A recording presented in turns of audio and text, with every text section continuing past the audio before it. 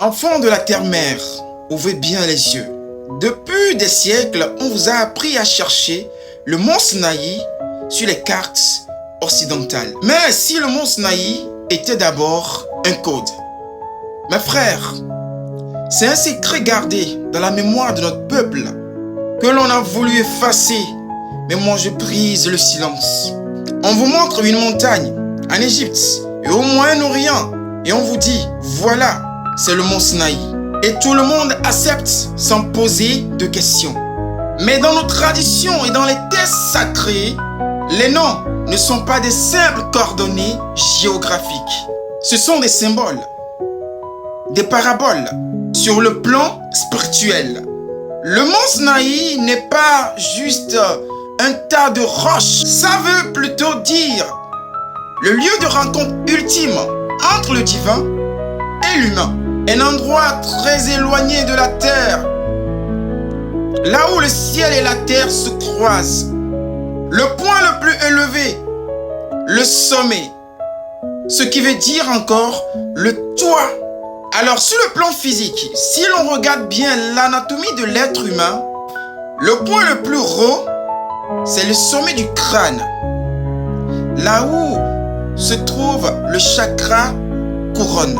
Et si l'on regarde bien la nature, le point le plus haut du continent, c'est son toit.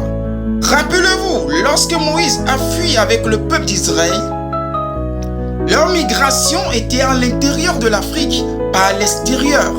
Alors si c'est le cas, la montagne sur laquelle Moïse est monté était à l'intérieur de l'Afrique, qui représente le toit de l'Afrique. Alors ça devrait être quel toit? Exode 19, versets 16 à 18. Il eut des tonnerres, des éclairs, une épaisse nuée sur la montagne.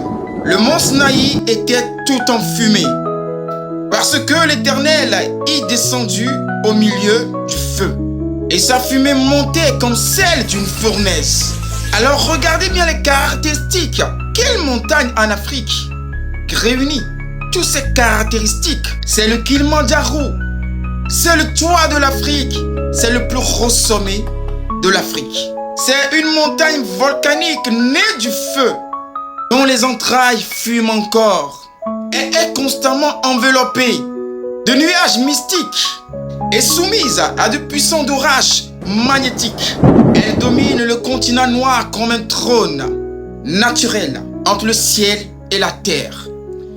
Est-ce que c'est une coïncidence? Alors, chers Africains, le mont Sinaï n'était pas un nom propre, c'était une fonction spirituelle. Lieu où Dieu rencontre l'être humain. Et c'était le toit.